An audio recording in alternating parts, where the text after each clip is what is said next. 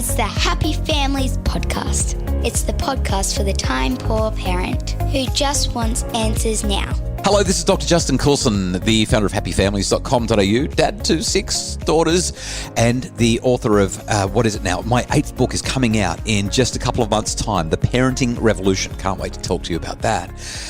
Amanda Keller is one of Australia's most loved media personalities. You can hear her if you live in Sydney on WSFM with Jonesy and Amanda in the mornings. She's been all over the TV for years and years and years, and Amanda joined me for a lightning round just a little while ago. I wanted to share with you the things that we talked about today. Here we are with Amanda Keller in a lightning round replay. Amanda, thanks for joining me on the Happy Families lightning round. Thrilled to be here. Tell us how many kids you have and how old they are, Amanda. I have 2 sons. Liam is 21 and Jack is 19. Now, it's a well-publicised story that you had these kids through IVF, and it was a very, very long process for you. Do you have a favourite child? I don't have a favourite child, and if I did, it probably would wax and wane and change from day to day. Liam is very much like my husband. He's, I think, quite linear, clear thinking, droll and dry in his humour. Jack is probably more like me, and up and down and hilarious. And so I kind of give in to him. Liam is wanting of nothing. Jack is wanting of everything. And I remember growing up and never getting what I wanted. So often I'll give in to Jack. I love your insight that he's like you because you're hilarious. I love that you own that. That's great. Who do you love the most? I didn't even think I said that. That's terrible. I picked it up. Who do you love the most? Your partner, Harley, or your kids? Different kinds of love. Probably if a train was coming at us, I'd grab the kids. Don't tell Harley I said that. I love it. All right. Now this is obviously a tougher question because of your fertility journey. Ideal number of kids, though? I think 2.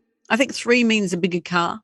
I think 2 and harder holidays, all that kind of stuff. I think 2. Yeah. 2 is convenient, that's for sure. How do you rate yourself as a parent, Amanda? Give yourself a score out of 10.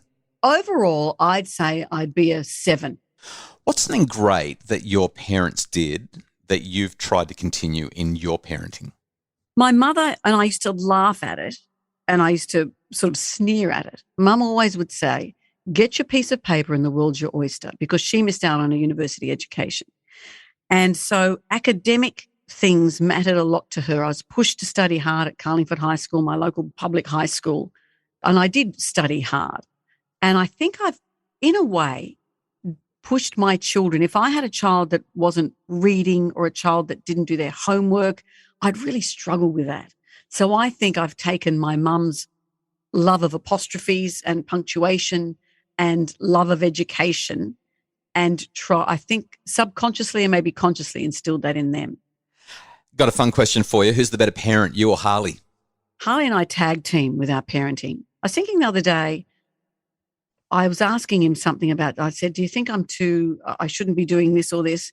I thought how hard it is for single parents who don't have anyone to bounce that stuff off. That would be very hard because I can't tell whether I'm being too hard or too indulgent or whatever it is.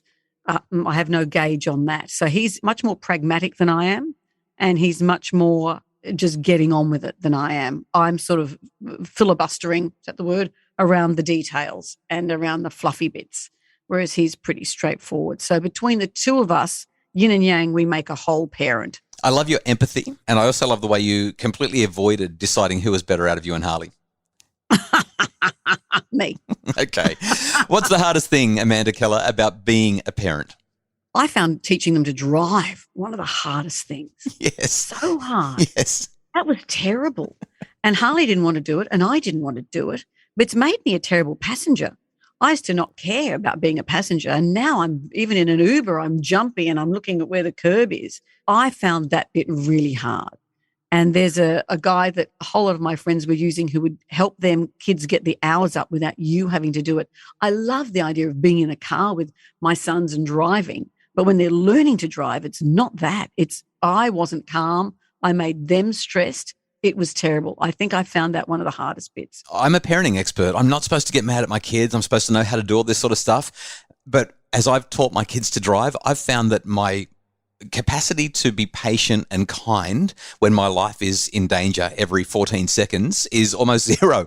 And I've found things coming out of my mouth that I don't say these things. I especially don't say these things about or to my children. And sure enough, I was doing it.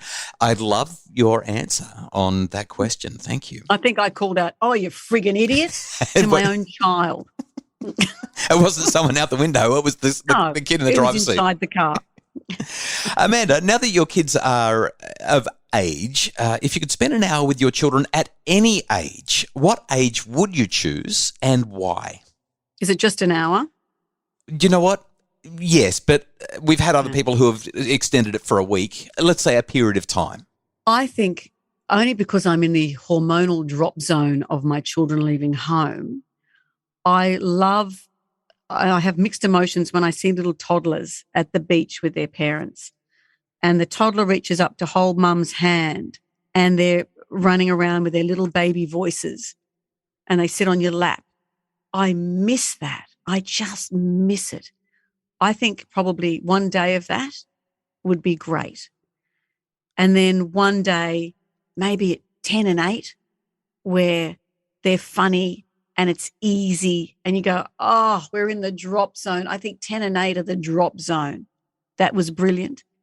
But we just recently went to Hamilton Island for a holiday and my brother came over and he took my sons for a beer. And I thought, how great that they're at an age now where they can be seen as adults. That was a wonderful thing. And I like us all sitting down around a table now. I'll do anything. I'll book a holiday to get us away where they know no one else and the 4 of us have to sit and have breakfast, lunch and dinner together is my dream. I'll go to Iraq for a holiday if I get to do that. So a snippet of them being babies, a snippet of those charming, hilarious years 8 and 10 and a snippet of now. And if that could make up one day, that would be my dream. Well, it's certainly cheating, but I love your answer. What's the ultimate joy for you as a parent? For many years, I didn't think anyone would call me mum. And I still think that, even though they're 19 and 21, I still sometimes think I can hear a key in the door and I play this game with myself and I think the person who comes through here is my child. And I'm still blown away by it. I'm still blown away by it. So that's something amazing that I'll never get over. Well, you got me. You got me weeping. Well done. What's that thing, Amanda, that your parents always said that you swore you would never say, but it keeps popping out of your mouth? Oh, there's a few of those. You know, it's not even a phrase. It's just when I'd go to do something and mum would say, have you thought about this? And I'd say, no, I don't want to do that. Or, you know, even if it's something as simple as take a cardigan. No, God, you might be a bit cold. No, I'm not going to do that. You sure you won't be cold? And I hated it when mum did it. I do it all the time. And even now when I speak to them, if there's something about applying for a course or something, a form they have to fill out, at the end of every conversation, I almost have to stitch my mouth closed so I don't nag them because I hated it happening to me and I try so hard not to be that person, but I can't help myself. What's the boys' favourite thing to do with you? I don't know if it's their favourite thing, but we're at our best, I think, when we're all sitting around a table having a meal. And it's best if it's in a restaurant so no one can leave and no one can be on their phones or do any of that. We're captive. If we had to go into witness protection or something, I'd be quite happy. Locked in. So that's my favourite thing to do with them. Theirs to do with me is maybe when we're sitting around watching a football match on the telly, something like that, or we're watching them play football. That's where we're at our best, I think. My mum's vision of heaven is all 6 of her kids sitting around the dining table, sharing a meal, just like you described. I often am aware I'm going to cry again. I've got a couple of friends who've had some cancer battles and they had to do a vision board. And a friend, her children, they were same age as mine. They were probably only 5 and 6 at the time. Her vision board was watching her boys play rugby. And she's fine now, but every match I'd stand next to her watching the game. And I think no one here knows what this means we all have our own story of what we think as we're watching that game and what it means to us. And those, sitting around the table, watching them play football, The detail of life is small. The big dreams aren't big, they're small. The carrots we need to dangle for ourselves are small.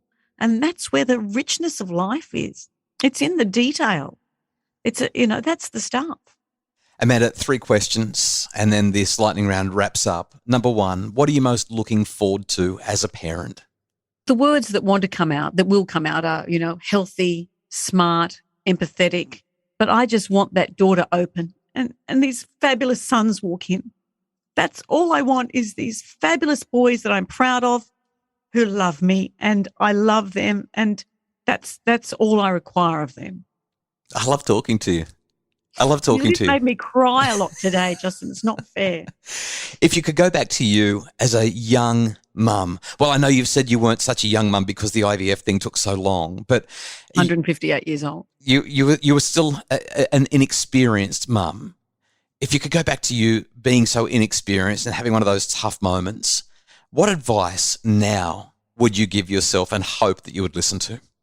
Don't be scared. You're not going to break them. Sure, they may fall down the stairs on your watch, but you're not going to break them, and it's going to be okay. You can't stuff this up. You're not going to stuff this up. Don't fear. It'll all work out okay. Because I think that's what I felt, that how responsible I was to not stuff them up. But we're all going to stuff them up in some way, and that's the joy of life. That's why we're talking, you talk about this with your friends, your family, how crazy families are. How can you not have that in your own family? Amanda, final question. What's been your biggest win as a mum? I don't even know how to answer that. I think my biggest win, there was an article recently in the Women's Weekly where both my sons gave quotes, because you don't know how they perceive you. And I know that I'm loved, and I know that they love their family. But they both said such lovely things that when you see it written down, you think, oh, I have done a good job. Who knew that would have to come from the Women's Weekly? Sometimes you need to see it in a different context. And seeing the written words that they'd taken the time to answer for a journalist and to say those lovely things, it just absolutely meant the world to me. This has been such a beautiful lightning round. Amanda, thank you for making our day. Loved it. Thank you. That was Amanda Keller, one of Australia's best-known female radio, TV presenters, and just a fabulous, wonderful lightning round. Hey, that's it for today's podcast. Thank you so much for listening. I hope you've been enjoying the Happy Families summer podcast series. Kylie joins me again in the studio tomorrow for more.